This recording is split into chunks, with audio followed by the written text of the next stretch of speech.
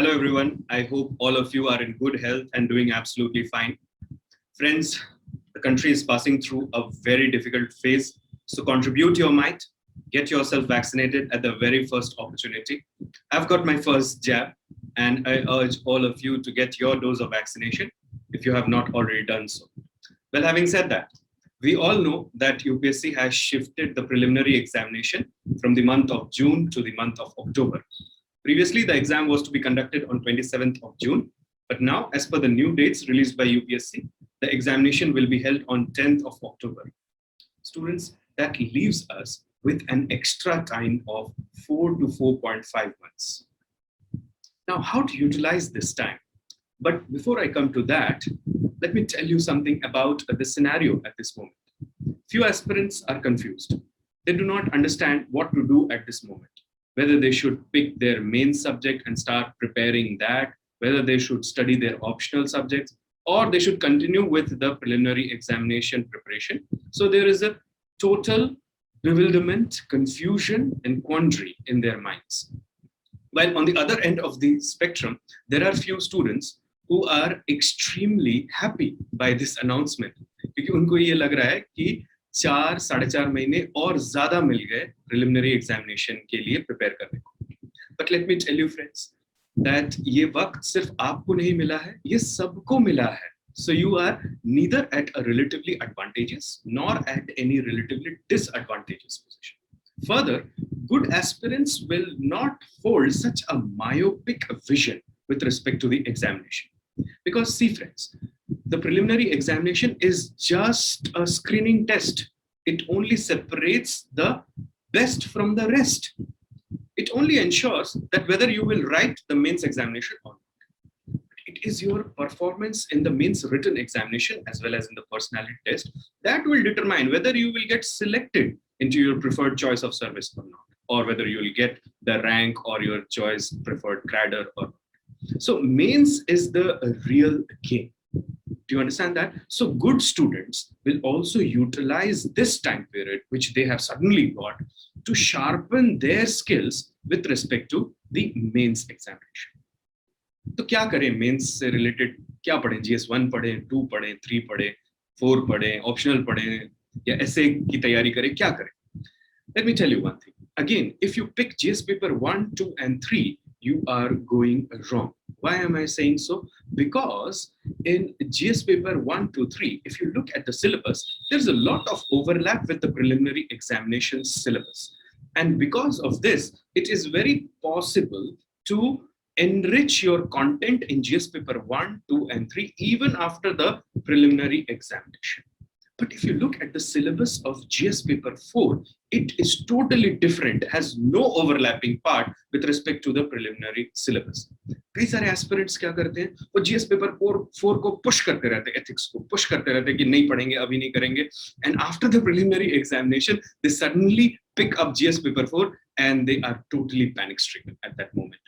It also lowers their confidence in GS paper 1, 2 and 3 optional papers as well as the essay paper. So it would be good as far as now that we prepare the GS paper 4 well in advance before going into the preliminary examination. It will give us an unassailable edge over our competitors who are just pushing the GS paper 4. But you know, the real competition, where the real competition lies, the students will use this time to prepare or to hone their skills in GS paper 4 along with their optional papers and the essay paper. I will today only talk about the GS paper 4 and why you should prepare ethics and how to do that in this time frame. See, first thing why we should prepare ethics at this moment is because we have got this extra time, and ethics can be prepared parallelly along with other subjects. It means you can continue with your preliminary examination preparation or with your optional subject preparation and prepare ethics side by side. That is possible. First reason why we should do ethics now. Second reason is that ethics can be prepared in a time frame of 2 to 2.5 months. Though this may differ from aspirant to aspirant, but if you give on an average 3 to 4 hours daily for the next 2 to 2.5 months, you will be done with your ethics with a resounding manner. So you will not face any difficulty as far as the ethics paper would be concerned. Do you understand that? So you can parallelly prepare this. You can prepare this in 2 to 2.5 months. And because you have got this extra time, you should do that. And third, the most important reason is that if you look at the marks that generally aspirants obtain in GS paper 1, 2, and 3, the marks are very average. But in GS paper 4, there is a lot of difference in marks. It means ethics gives you the edge. Now, look at this, aspirants. To get an edge in optional papers and in the essay paper is relatively easy. But to get an edge in the GS paper, or the GS papers rather, is very difficult. But again, if you look at the weightage of the examination, 1,000 marks are allocated to the GS papers. So if you want to get an edge in the GS papers, ethics is your instrument. So if you prepare your ethics very well, if you sharpen your skills in ethics at this moment, then after the preliminary examination, you can just revise the concepts and you will be fully ready to go full throttle as far as the mains examination is concerned. तो यहाँ तक तो बात clear हो गई कि अब हमें एथिक्स प्रिपेयर कर लेना चाहिए. बहुत अच्छा टाइम मिल गया है हम लोगों को और ये हो भी सकता है 2 से 2.5 महीने. But how to go about it? The biggest question is this: how to prepare ethics? समझ में आ गया कि हाँ 2 से 2.5 महीने मिल गए, but how to do that? Well, for that you need to divide your preparation into different phases or different stages. The first phase should be the awareness building phase, where you build awareness about the pattern of the ethics paper, the demand of the ethics paper, and the subject matter of the ethics paper. Then comes the knowledge phase, where you build your concepts in ethics. Then comes the application phase, where you apply your concepts in a real world testing scenario. Like say, for example, test series or writing tests in ethics would be considered as a part of your preparation in the application phase. And then comes the fourth and final phase, which is the revision phase, where you review and repeat all the 3 stages, or at least the second and the third stage. So how to go about it? I am today trying to explain you that how you can utilize this time period and how you should go about ethics. So let's have a look at it. So let us take a look at this flow chart, and this will help us in understanding. So the first stage in your preparation should be the awareness phase. Awareness phase मतलब आप awareness building stage पर हो, you are trying to know about the demand of the subject. तो awareness हम कैसे create कर सकते हैं? सबसे पहले तो हमको syllabus जो है ethics का वो अच्छे से समझना चाहिए. Because you see, most of the times what happens is, and I have seen this with various aspirants, that उन्होंने पूरा ethics पढ़ लिया है, लेकिन उनको syllabus ही ठीक से नहीं समझ में आया. So it is very essential for us to start our preparation by looking at the syllabus. This will help us in understanding the taste of the subject, to feel the real demand of the subject, and also it will help us as we move forward in our preparation in interlinking different topics. So सबसे पहले awareness building phase में आपको syllabus जो है ethics का वो अच्छे से समझना चाहिए. Second is you have to look at previous year's question papers. By looking at previous year's question papers, you understand that which are the areas where UPSC is hammering more often than not. It means the core areas जहाँ से question arise. एक तो ये समझ में आता है. दूसरा ये समझ में आता है कि केस स्टडी जो है वो किस नेचर के आ रहे हैं.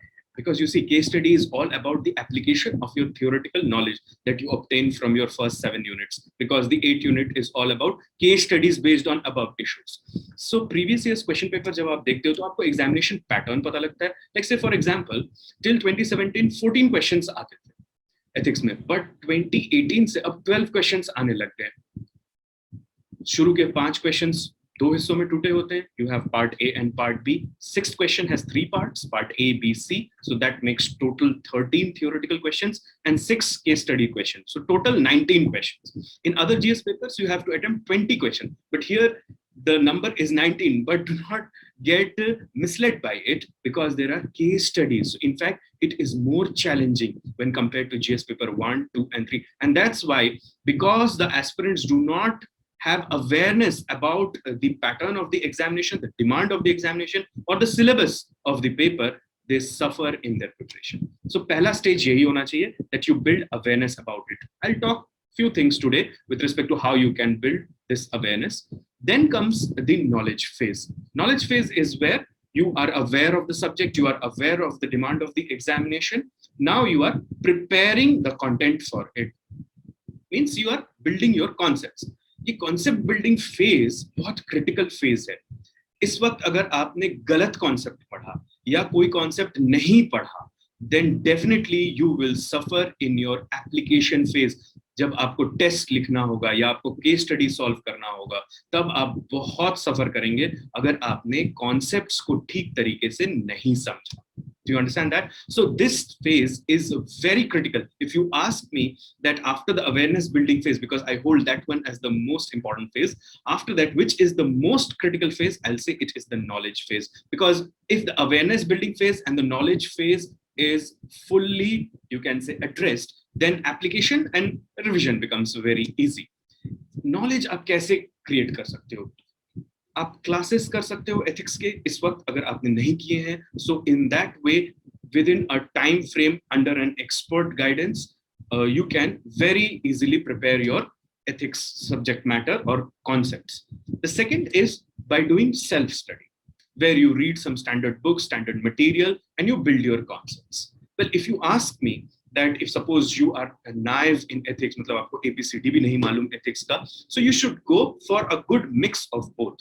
In fact, you should join classes because you see, when you study under a mentor, what happens is that you do not have to waste your energies or squander your energies unnecessarily. You get a direction, and now you can dedicate your important resources, time and energy appropriately. Self-study is very critical. Again, if somebody is only relying on classes, let me tell you one thing, friends, that he is not going to get good marks in ethics, or she is not going to score very big in ethics. The aspirant needs to juxtapose the concepts that he or she learns in the classes along with self-study. How to do this self-study? I'll talk few things about that as well in few moments. Now, the third stage or the third phase is the application phase. Application phase is जो आपने पढ़ लिया है, अब आपको समझ में आ गया, आपका कंटेंट भी तैयार है, अब आप कितने रेडी हैं अपने कंटेंट के साथ. तो एक तरीका तो ये होता है कि आप केस स्टडीज सॉल्व करें. When you solve your case studies, you will understand that whether you can relate your concepts, whether you can recall your concepts. Like say, for example, many aspirants, they write case studies without mentioning even a single thought by a moral thinker from India or the world. और आपको पता है ये तो आपका 5th unit है. And you see, जो case study लिखा होता है वो लिखा होता है case studies on above issues. So suppose you are putting forward an argument, an ethical argument, and if you back that with a moral philosopher's thinking or a moral leader's thinking, like say Martin Luther King Jr. or Swami Vivekananda or Socrates or Plato, then obviously you push your point more vociferously. And evaluator has no option but to award you marks, because that's a standard ethical view which the world holds. So test series, or you can say case study writing practice, yeah, previous year's question ka practice. This is, or these things come under your application phase or your third stage of preparation. Then comes the revision phase. Ab revision phase mein kya hota hai? In the revision phase, what you need to do is you need to review and repeat the 3 stages, or at least the second and the third stage. क्योंकि देखो, जब आप awareness build कर लेते हो, फिर आपने knowledge भी गेन कर लिया, बट टेस्ट देते वक्त आपको पता चला कि बहुत सारी चीजों के बारे में आपको नहीं पता था. Because in the syllabus also there are some implicit sections which are not clearly highlighted in the syllabus, and by looking at the questions only you understand that this is also a part of my syllabus. So you get a good chance to review your preparation. Revision is very, very, very important. It is an indispensable stage. You must progress linearly up to the revision phase, and then from the revision phase, you should create a feedback loop and again move from the awareness phase. And if you do that 2 to 3 times, I think you will be in a very good position for preparing ethics. And when you do all these stages one by one, you see that ethics preparation becomes very easy. तो चलो अब देख लेते हैं एक के बाद एक कि हम इन stages पे कैसे काम कर सकते हैं. we'll start with the awareness phase. So let's have a look at it. चलो सबसे पहले awareness building phase के बारे में बात कर लेते हैं. Now you see, when you are in the awareness building phase, your starting point should be the syllabus. You must understand the syllabus of GS paper 4 inside out. Then only you will be in a good position to prepare the content for the syllabus. So let's have a look at the syllabus of this paper. But before we do that, let's check the name of this paper. You know that GS paper 4 is known as Ethics, Integrity,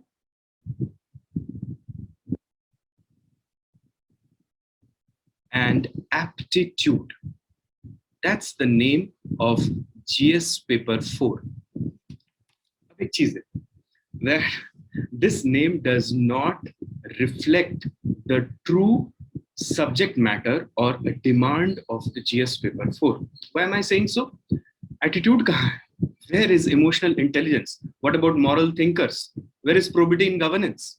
See, what UPSC has done is, UPSC has taken the general word ethics and then randomly chosen two words, integrity and aptitude, from the syllabus, clubbed them together, or subject ka naam rakh diya. Therefore, it becomes very important for us to understand the entire syllabus. Only when we do that, we can understand the demand of the syllabus and we will get the real taste or feel of the syllabus.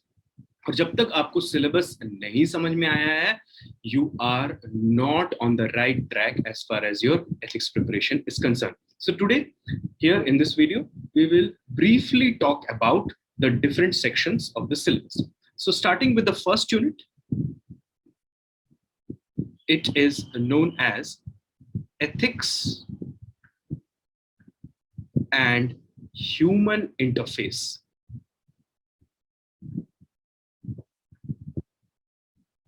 That's the name of the first unit or the first chapter. It also has a sub-part which is known as Human Values. अब देखो, बहुत briefly, ये है क्या ये unit? Ethics and Human Interface, this is actually a general introduction to ethics. It means what is ethics, how it is different from morality, what are the different dimensions of ethics, what are the different branches of ethics, how ethics can be used as an instrument to promote social order, establish social harmony, or strengthen the moral fiber of a person. ये सारी चीजें हम समझते हैं पहले unit में, ethics and human interface. Broadly speaking, this unit is divided into three branches: meta ethics, normative ethics, and applied ethics. देखो ये meta ethics क्या होता है? Meta ethics is that branch of ethics which deals with the meaning of ethical terms and terminologies. It means what is the meaning of the word temperance, what is the meaning of the term justice, what is the meaning of the term morality, what is the meaning of the term good, right, wrong, bad. ये सारी चीजें हम समझते हैं, we understand in meta ethics. Then comes normative ethics. Normative ethics gives us some directions that we should follow when we are in ethical conundrum or we are to make a move. Then on what basis we should make those moves. Normative ethics set us some basic guidelines for that. It means in simple words, ये हमें कुछ norms बताते हैं कि ऐसे follow करो, इससे आप good और bad के बीच में distinguish कर सकते हो, right और wrong के बीच में distinguish कर सकते हो. And then comes applied ethics. Applied ethics is actually application of normative ethical principles in the real world scenario. Like say for example, ethics in media, or say ethics in administration, or you can say ethics in conflict, ethics during refugee crisis, ethics in international relations. So ये सारे normative ethics के application है real world scenario में, और ethics in medicine, or ethics during the COVID times. ये सारे हैं आपके applied ethics, which are nothing but application of normative ethical principles. I'll talk a few things about normative ethics in this video today. And then comes the human values. What is human value? Like say for example, you value your phone, or you value your laptop, or you value your car. It means you attach some worth to it.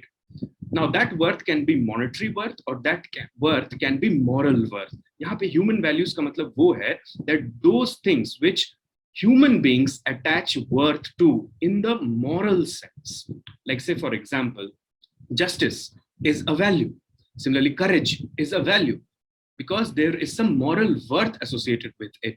यहाँ पर हम थोड़ा ये भी समझते हैं कि what is the role of family, society, educational institutions in inculcating values. Also, what values we can learn from the life of great leaders, thinkers, and great personalities. ये सारी चीजें आपका पहला यूनिट बनाती हैं. मतलब ये एक जनरल इंट्रोडक्शन बताती हैं आपको what is ethics और आपको ह्यूमन वैल्यूज से ये एक तरीके से इंट्रोड्यूस करते हैं. Do you understand that? So ये briefly ये पहला यूनिट है. Then comes the second unit. The second unit is named as attitude.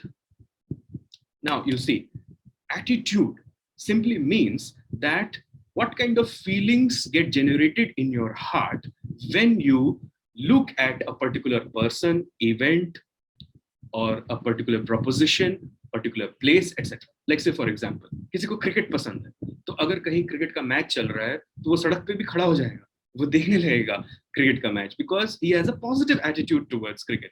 But समझ लो किसी को क्रिकेट नहीं पसंद है, so if he sees few people standing before a tea stall watching a game of cricket, he would be disgusted by that thing, क्योंकि उसका attitude ही negative है cricket को लेकर. But sometimes we have mixed attitudes, मतलब positive भी होता है, negative भी होता है, depend upon कि कौन से situation में हम हैं. Sometimes we have attitude ambivalence. It means we do not understand whether we hold a positive attitude or we hold a negative attitude with respect to it. Attitude ambivalence जब होता है, it becomes very difficult to recall your attitude in real world scenario. So attitude के बारे में, what are the different components of attitude, how attitude is created, what is the role of persuasion and other techniques in changing attitude, ये सारी चीजें हमें पता लगती हैं attitude वाले यूनिट में. Then comes the third unit and it is named as aptitude and foundational values.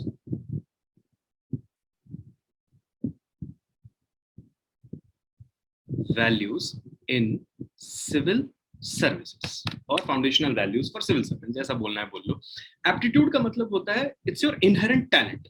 जैसे किसी को गॉड गिफ्टेड टैलेंट है कि वो गाना गा सकता है, किसी के पास गॉड गिफ्टेड टैलेंट है कि वो डांस कर सकता है, पब्लिक स्पीकिंग का टैलेंट है, तो सबके पास एक एप्टीट्यूड है और inherent god gifted talent. Now here we are talking not only about the general aptitude, but aptitude that is necessary for civil services. And not only you need to have some basic talent for administration, but you must also have some foundational values in civil service. जैसे human values वो values to which humanity attaches worth. Foundational values for civil services is a subset of overall human values. ये वो values हैं जो civil administration में बहुत ही critical हैं और किसी भी सिविल सर्वेंट में होने चाहिए. Do you understand that? Because you see students, GS paper 4 is all about what lies inside you. GS paper 1, 2, 3 का अगर आप कंटेंट देखोगे, history, geography, international relations, social justice, governance, economy, environment, agriculture, everything is outside you. But GS paper 4 is everything that lies inside you. तो अगर हम human values को अच्छे तरीके से समझ सकते हैं, so we can link it with foundational values in civil services, और ये बहुत आसान हो जाता है. Both attitude and aptitude, they are part of your social psychology, because ये दोनों यूनिट जो हैं ये social psychology से आए हैं. And so is the third unit, the next unit in fact, which is the fourth unit, which is emotional intelligence.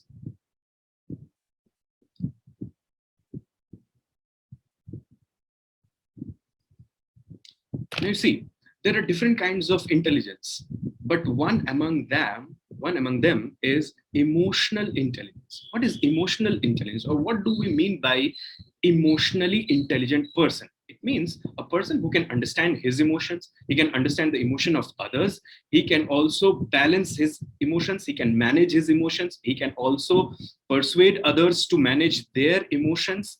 And you see that person can utilize the information that it derives from managing the emotion in decision making. तो एक aspirant को या एक officer को emotionally intelligent बहुत होना जरूरी है, क्योंकि बहुत ऐसे सिचुएशंस आएंगे आपके लाइफ में where your intelligence will not matter as much as your emotional intelligence, where you have to have skills like empathy, compassion, etc. And by these skills, which are also foundational values in civil services, you see that by these skills you can understand your emotions, you can understand others' emotion, you can manage others' emotions, your emotions, and your decision making will be then based on rationality and not driven by pure impulses, which is very necessary for civil services. Now you see, agar aap ye 3 unit dekhte ho, these 3 units are part of your social psychology. ये social psychology से निकल कर आए हैं, तो ये test करते हैं कि आप कैसे सोचते हो, आपका एटीट्यूड कैसा है, आप में टैलेंट कितने हैं, आपके वैल्यूज क्या हैं, और इमोशनली आप कितने इंटेलिजेंट। तो ये एक सेक्शन अगर हम इनको लिंक करके पढ़ें तो ये बहुत आसान हो जाता है, इनकी तैयारी भी बहुत सिंपल हो जाती है। फिर the first unit is all about your general introduction, but then comes the fifth unit. And the fifth unit, you see, that is perhaps the Achilles heel for most of the aspirants. कई सारे तो इसको छोड़ ही देते हैं, कुछ तो मानते ही नहीं है कि ये सिलेबस का भी हिस्सा है. And what is it? It is on moral thinkers. Moral thinkers from India and the world. I've deliberately used a different color for indicating this because you see that this unit, if you ask me, which is the most significant unit in your entire syllabus, I will pick none but this one, moral thinkers from India and world. Because you see that आप moral thinkers के बारे में जब उनकी philosophy के बारे में पढ़ते हो तो आपको attitude, aptitude, emotional intelligence, probity, different type of values, इन सब के बारे में पता लगता है. Also, when you use their thoughts, when you understand their philosophies, your ethical competence improves. एक तो आपको वोकैबुलरी मिलता है आपके आंसर राइटिंग के लिए, दूसरा ये कि आपके आर्गुमेंट्स को पुश करने के लिए आपको एक वैलिड position मिलता है. Like say for example, if you're writing something with respect to non-violence and if you just highlight that Lord Mahavira said this, or you can say Martin Luther King Jr. did this, or Mahatma Gandhi said this, तो अगर आप ऐसा कहते हो तो जो evaluator जो आपका पेपर चेक कर रहे हैं उनके लिए बहुत डिफिकल्ट हो जाता है कि अब इस पॉइंट को कैसे नेगेट करें. Do you understand that? So that's why moral thinkers are very important. Why? Because first they enrich your answers. वरना लोग क्या करते हैं जो moral thinkers के बारे में नहीं पढ़ते, they end up writing morality in the paper. मतलब उनको जो सही लगता है या गलत लगता है वो लिख कर आ जाते हैं. Whereas the demand is ethics. Ethics is general morality. It is a set of standards which the society has placed over itself and according to which human behavior is judged or human actions are adjudicated as right or wrong, good or bad. You understand that? It is not your personal understanding of right and wrong. It is society's understanding of right and wrong. And you see that moral thinkers, by their philosophies and their thoughts, they have shaped this societal understanding. Therefore, it becomes very crucial for you to understand the various philosophies of moral thinkers. और देखो syllabus में लिखा है moral thinkers from India and world. कुछ लोग हैं जो Socrates, Plato और Aristotle बस यहीं पर सिमट जाते हैं. But it's very important for you to understand the philosophies of, say, somebody like Guru Nanak, Kabir, or other Indian philosophers like Tiruvallur. Recently, there was a quotation which was given from Tiruvallur's famous dialogue in the GS paper 4. So you can understand it is very important that you must understand these philosophies. और अब एक recent trend बन रहा है, मैं देख रहा हूँ 2018 से कि Indian philosophers पे भी बहुत ज़्यादा ध्यान दिया जा रहा है. Every year you will find at least one quote from Gandhi ji. So Gandhi ji almost like you can say ये हर साल आ रहा है, but along with that Swami Vivekananda, Tiruvallur and other great saints, you see that many questions are being raised now from these sections. अगर आप अपना question paper देखोगे 2018 से खासकर देखोगे आप कि 6th question जो है उसमें 3 quotation दिए होते हैं, 30 marks का होता है वो, theoretical section में सबसे heavy weightage है उसका, और ये तीनों quotations जो हैं ये किसी ना किसी moral thinker के होते हैं. अब अगर आपको उनकी philosophy नहीं मालूम तो आप कुछ भी लिख कर आओ जो आपको समझ में आएगा. Do you understand that? So, like say for example, Abraham Lincoln said that when I do good, I feel good. When I do bad, I feel bad. That's my religion. अब आपको समझ ही नहीं आया कि उसने किस कॉन्टेक्स्ट में कहा था, तो आप कुछ भी लिख कर आ जाओगे.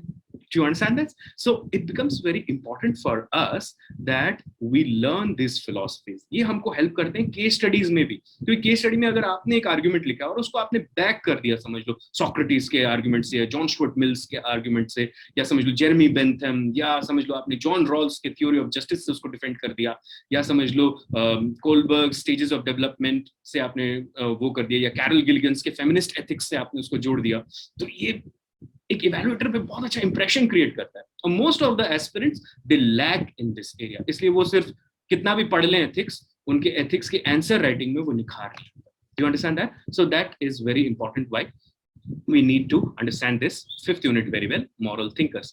Then comes the sixth unit, which is ethics in public administration. Ethics in public administration, and it also has something called civil services values or public services values. आप कुछ भी बोल सकते हो इसको. Again, you see that foundational values for civil services values, there is a difference between them. कई सारे लोग को लगता है ये एक ही चीज है. Foundational values means these are those values along which the moral fiber of a civil servant should be created. These are those values which the civil servant should not forego under any circumstances. Like say for example, integrity, compassion. ये वैसे values हैं जो आप कभी भी इनको आप कहीं भी surrender नहीं कर सकते.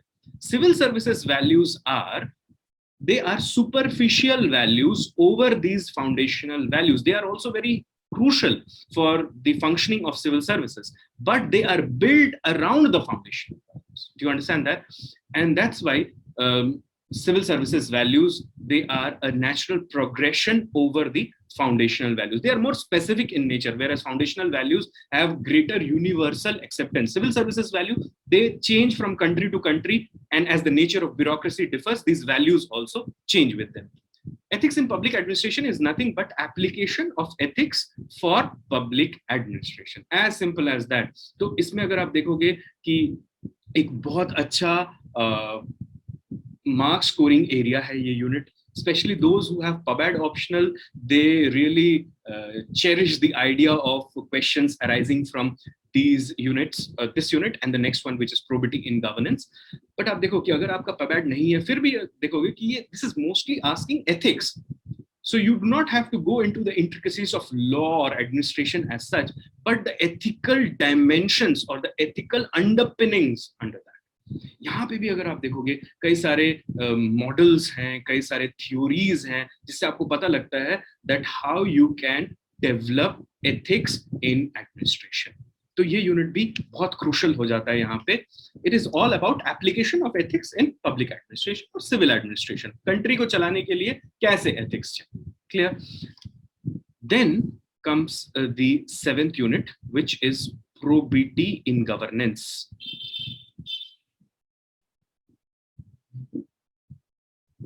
You see, these two units, they come mostly from public administration, and also you can say foundational values in civil services. This also has some sort of crude link with public administration. Now you see that probity in governance talks with a particular aspect of governance or a particular aspect of civil administration, and that is corruption. ये unit जो है ये totally corruption के in and around design किया गया है. अगर आप ARC का फोर्थ रिपोर्ट पढ़ोगे which is ethics in governance, वहां से भी आपको एक बहुत अच्छा सब्जेक्ट मैटर मिल जाता है इस यूनिट के लिए, but that is very basic और वो बहुत पुराना हो गया है. You need to develop your understanding further beyond that because many things have change, like we have e governance now. तो ये एक करप्शन के इशू को टारगेट करता है, आरटीआई, वर्क कल्चर, ये सारी चीजों के बारे में बात करता है. एंड देन सिटीजंस चार्टर, कैसे हम करप्शन को हटा सकते हैं. And then it also talks about good models of governance where there is no prevalence of corruption, like corporate governance and how corporate governance principles can be inculcated into civil administration. तो ऐसी चीजें. तो जो sixth unit है वो general administration के बारे में बात कर रहा है, whereas the seventh unit talks specifically about one aspect of governance which is corruption. और अगर आप देखोगे आरटीआई, वर्क कल्चर हो, सिटीजंस चार्टर हो या कुछ भी हो, ये सारी चीजें इर्द गिर्द इसी के घूमती रहती हैं. एथिक्स इन एडमिनिस्ट्रेशन और प्रोबिटी इन गवर्नेंस ये बस लिमिटेड इंडिया के कॉन्टेक्स्ट में भी नहीं है, क्योंकि आप देखोगे इंटरनेशनल एथिक्स भी कई बार पूछा जाता है, मीडिया एथिक्स में कैसा गवर्नेंस होना चाहिए, तो ये सारी चीजें इसमें है। तो अप्लाइड एथिक्स बहुत ज्यादा है इन दोनों यूनिट्स में। Then comes the 8th and the final unit. इसका कोई सिलेबस नहीं है सच, ये बस लिखा हुआ है case studies on above issues. तो इसके लिए कोई स्पेशल तैयारी करने की जरूरत नहीं है। इनफैक्ट ये तो एप्लीकेशन फेज में आता है आपके प्रिपरेशन के। आप सिर्फ ये 7 यूनिट्स अच्छे से तैयार कर लो और उसके बाद आपने जो नॉलेज डिराइव किया है उसको यूज करो केस स्टडीज में।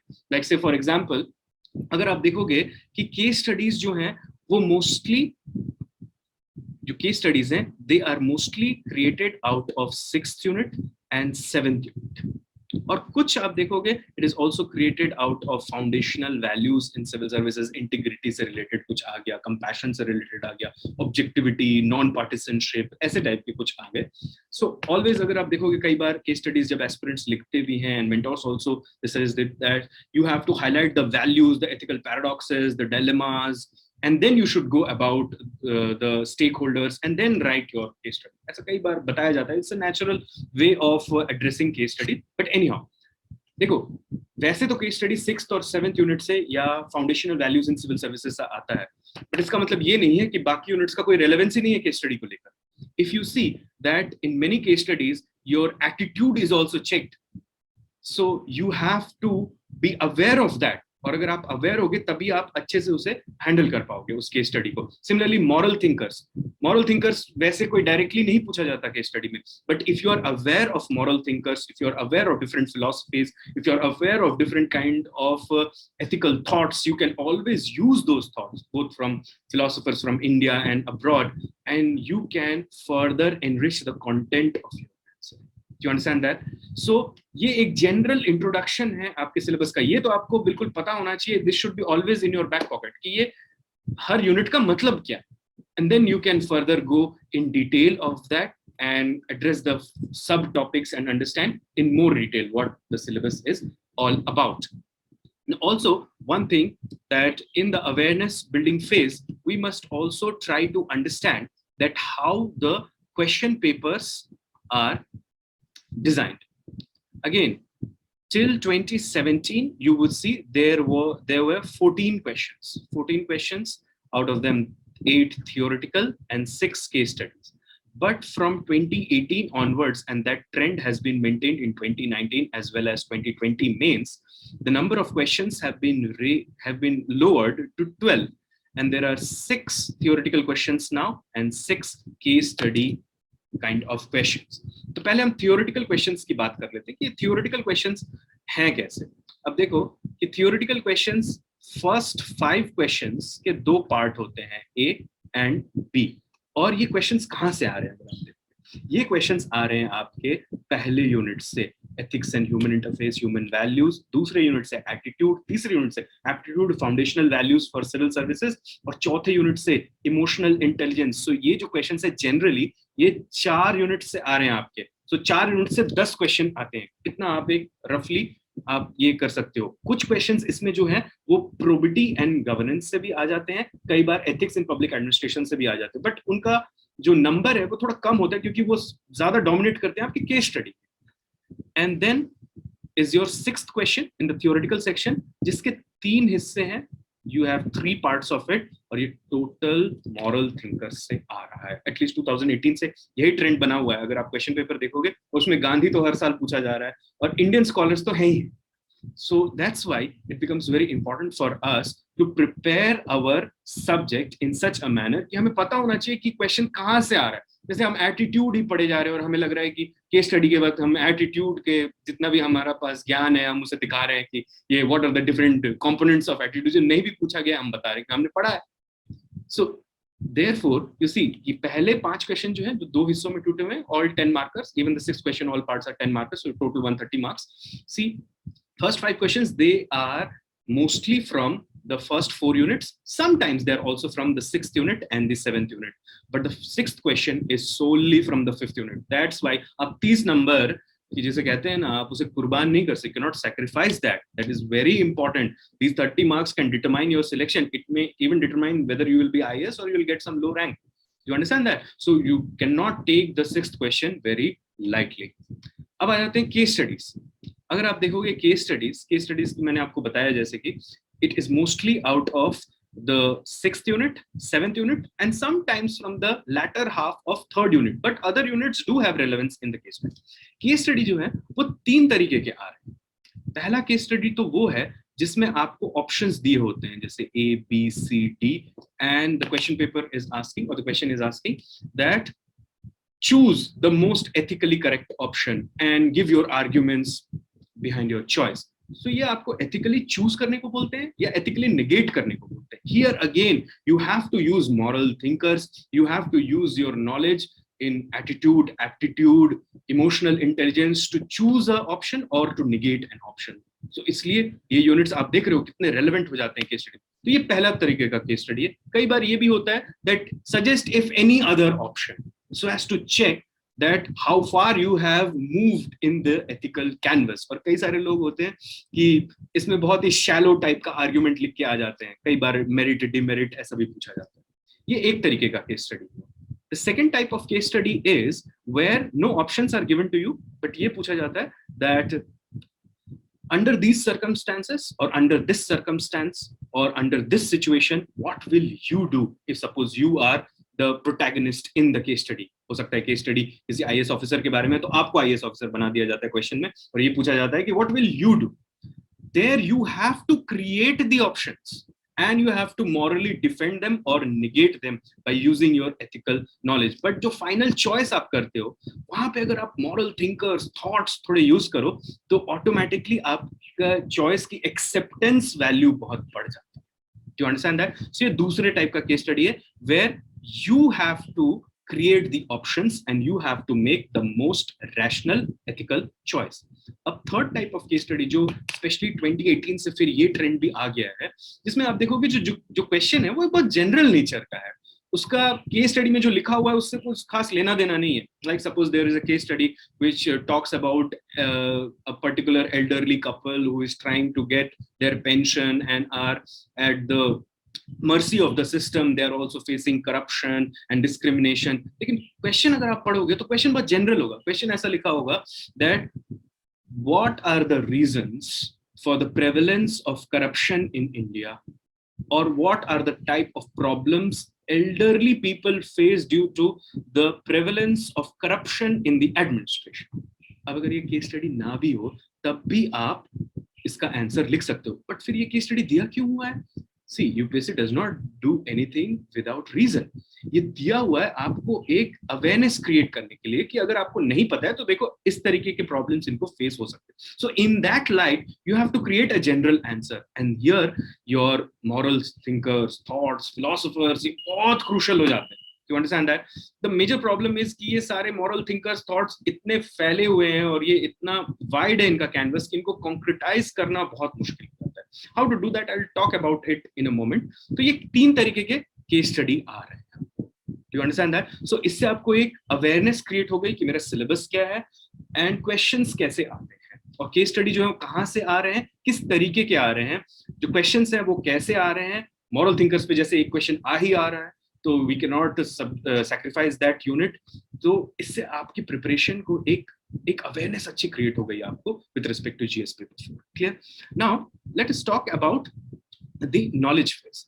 Or in the knowledge phase, it is important for us to understand certain concepts. Like say for example, जैसे हम normative ethics की बात कर लेते हैं, तो mostly लोग normative ethics को ऐसे तोड़ते हैं that there are 3 parts of normative ethics. First is deontological ethics, second is utilitarianism, and third is virtue ethics. But ये नहीं है normative ethics के division properly किए हुए. You see that normative ethics, in fact, you see that normative ethics could be broadly divided into deontological ethics,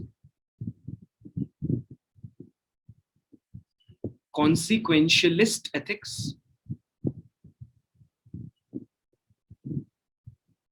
and virtue ethics. ये है proper division normative ethics का.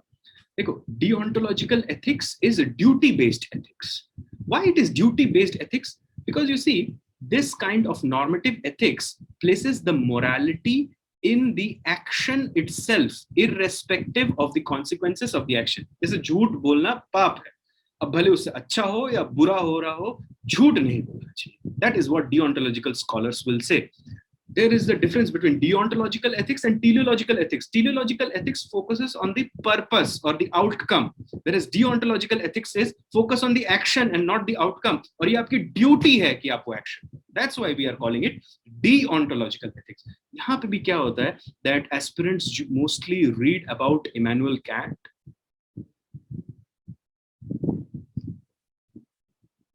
And we all know that Kant is the famous German philosopher who has given us deontological ethics, his universal principles, all of that.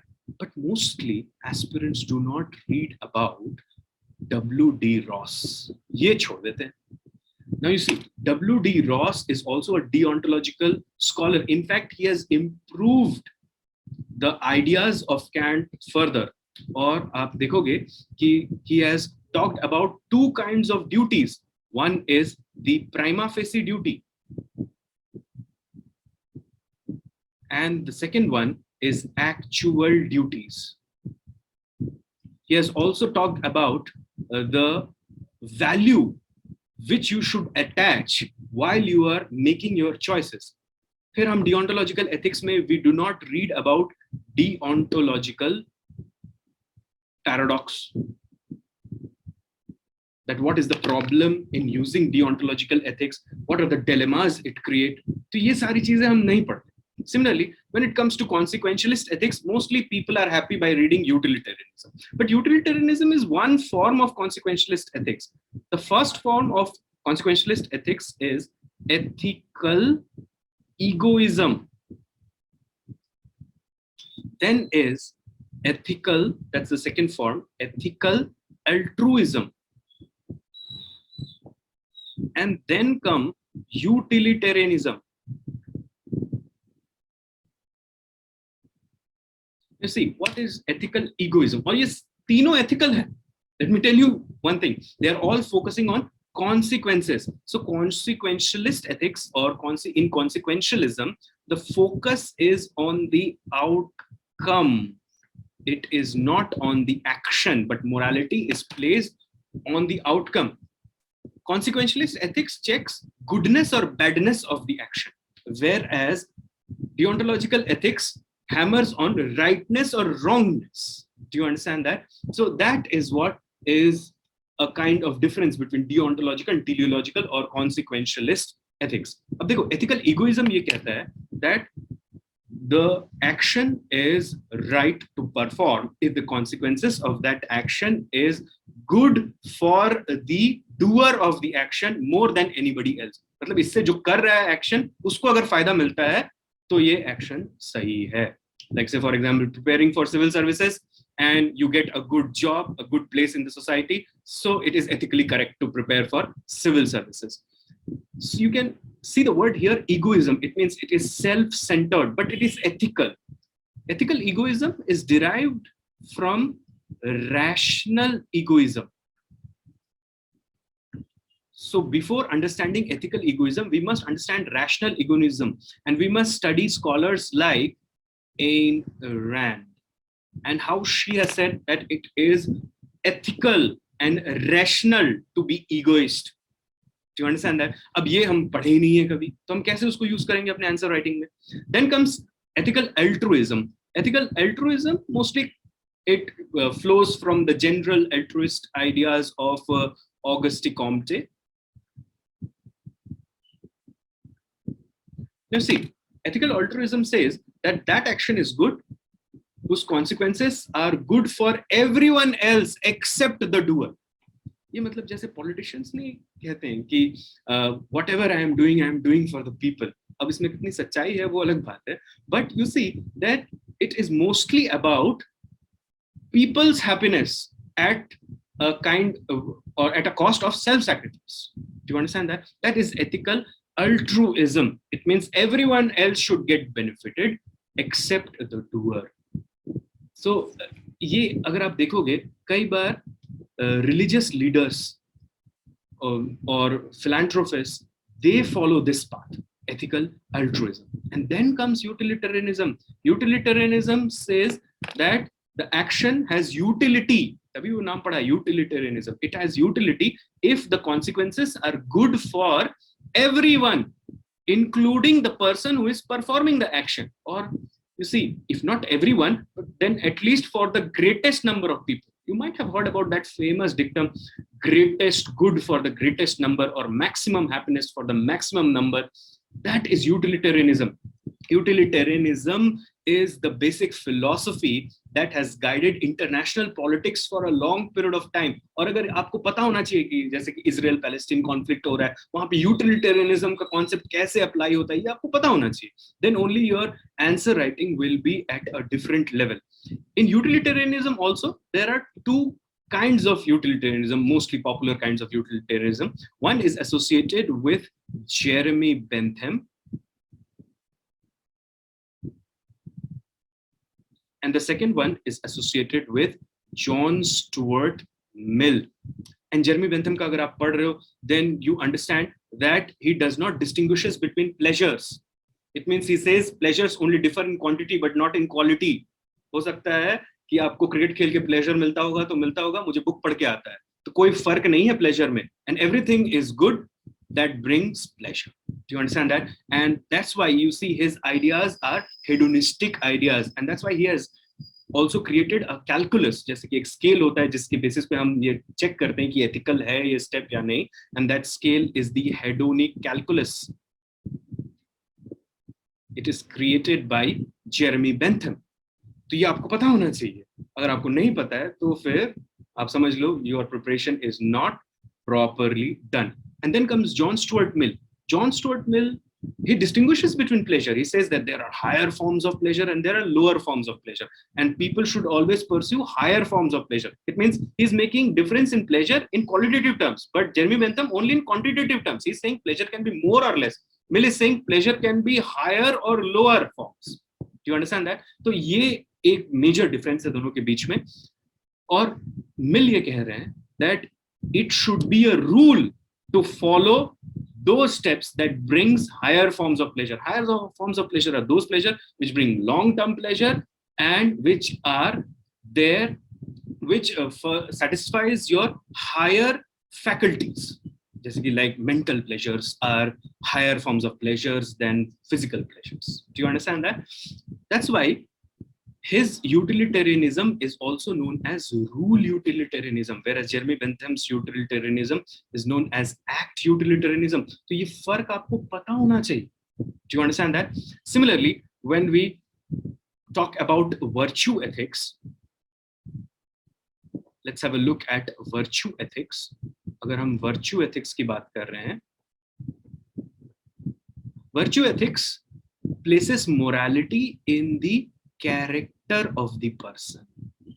देखो, deontological ethics ये कहता है that the action is inherently good or bad, irrespective of the consequences. Consequentialist ethics says if the action brings good consequences, it is ethical. If it brings bad consequences, it is unethical. Whereas virtue ethics says कि action या उसके consequences पे मत focus करो, person पे focus करो, उसके character पे focus करो.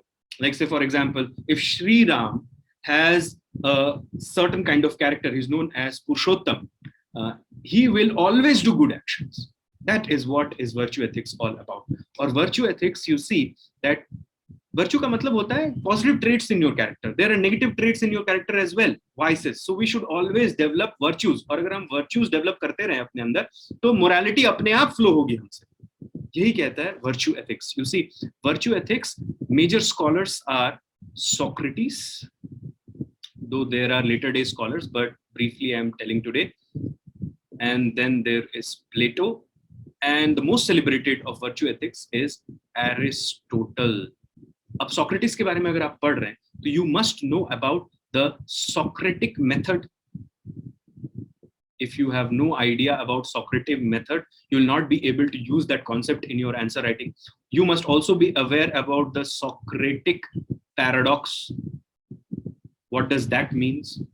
And how at times Socratic paradox can create a challenge. It will not be helping you in resolving ethical dilemmas or something like that. Plato, when you're reading about Plato, you must know about the 4 cardinal principles of Plato: justice, temperance, prudence, fortitude. These are the 4 cardinal principles of Plato, and Platonian ethics moves in and around these 4 cardinal principles. And then you have Aristotle. Aristotle has given us something called the golden mean, wherein he says that virtue is at the mean of 2 vices. Like, say, for example, fortitude or courage is a virtue which lies between the 2 extremes, the extreme of cowardice and the extreme of recklessness. Recklessness is too much of courage. Cowardice is total absence of courage. Whereas the mean of it, a good combination of it, is courage. Do you understand that? And that is a virtue.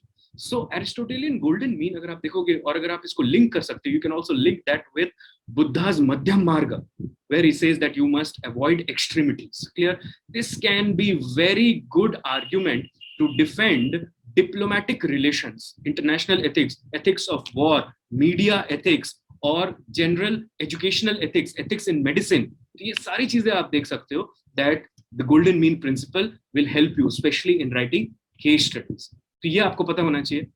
But not only this, you see that there is also another form of ethics, and that is contractarianism.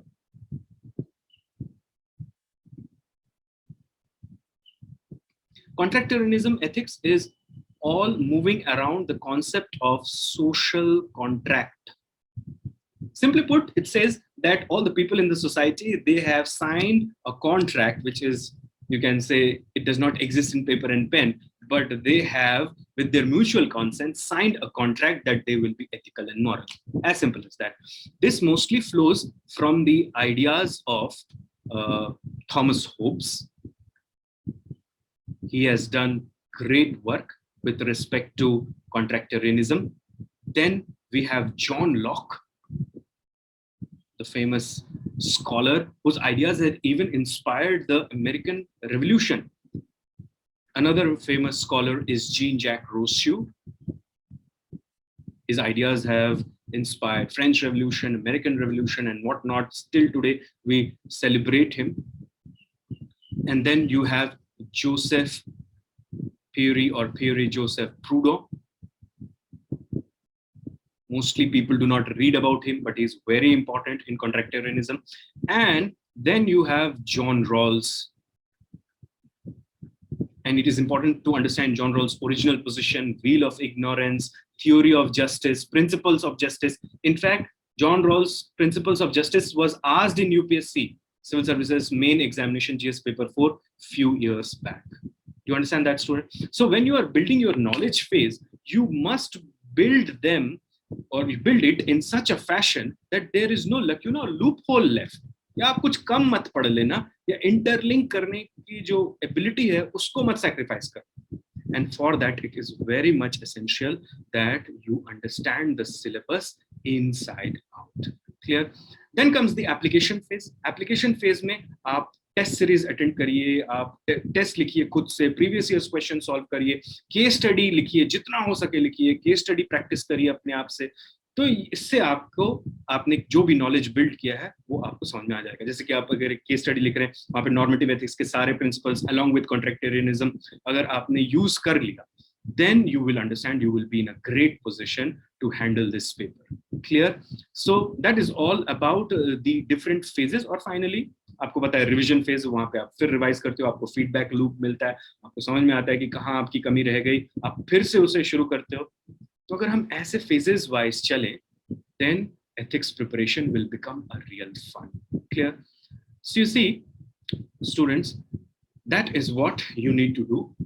Now let me tell you that how I have planned that how we can do in this 2 to 2.5 months, what we can do with respect to ethics. So let's have a look at that as well. So see, as far as awareness regarding the subject is concerned, I have decided to hold 3 interactive sessions in which I will talk with you people and we will try to develop our understanding with respect to the syllabus. So take a look at this. So we are calling it as the Wide Web Interaction Sessions. There will be 3 of them starting from 2nd of June. In every session, we will take certain units of the syllabus and we will talk everything about those units, that how to prepare those topics, from where we can prepare those topics. And we will also talk about the implicit topics which are somewhere latently found in those topics. So the first session is dedicated to the first 4 units. It means from ethics and human interface, attitude, aptitude, and foundational values will go up to emotional intelligence. And I'll also take your questions with respect to these topics. कि अगर आपको कहीं पे कोई issue आ रहा है, you can always ask your questions in that first session. The second session will be dedicated for the next 3 units. It will cover moral thinkers and thoughts from India and world. It will also have within it ethics in public administration, probity in governance. And the last session is dedicated to case study. जहाँ पे हम सब कुछ बात करेंगे case study के बारे में, how to approach a case study, how to create content for a case study, how to write a case study, how we can improve case study writing, what is the actual demand of case study. So you can book your slots, you can contact the management, and from 2nd of June, I am starting these sessions. So this will help us build our awareness. Then comes the knowledge phase. And as far as knowledge phase is concerned, वैसे तो ऐसा होता है कि preliminary examination के बाद I hold my classes, but because we have got this special opportunity and we have got this extra time at our disposal, that's why I've decided to conduct the classes even before the preliminary examination. So first batch is starting from 24th of May and the second batch is starting from 14th of June, and you can see the dates mentioned in the sheet. Now, ये classes कैसे होंगे? 35 classes होंगी on an average, plus minus आप कर लो, 2-3 classes वो तो हो जाती है, ज्यादा ही पढ़ेंगे, कम नहीं पढ़ेंगे. In that 25 classes would be dedicated to theory and 10 classes would be dedicated to case studies, in which in the class I will make you write 100 case studies with me. और 100 लिख लिया तो समझ लो अब तो फिर कोई मुश्किल ही नहीं रहती है. And you will also get 3 booklets, and these 3 booklets they have been compiled by me. The first one is the theoretical framework. अगर आपने ये बुकलेट पढ़ा तो इसमें लगभग सारे अच्छे बुक्स जो हैं उन सबका निचोड़ है एक तरीके से. It's a compendium. It's not an original work, but it's a more of a compilation. Yes, I have added my points here and there wherever I found necessary, but it's not a complete original work. So you can read this book and read some standard books with it, like say for example lexicon could be a good book to start with, but that is very shallow, you can understand. Now this is one book which I have dedicated a lot of time and energy to, which is 70 thinkers and 70 thought. इसमें क्या किया है मैंने, 70 thinkers ले लिए हैं world और India से और उनके सारे थॉट्स को समराइज कर दिया और उनके कोटेशंस लिख दिए इंपॉर्टेंट.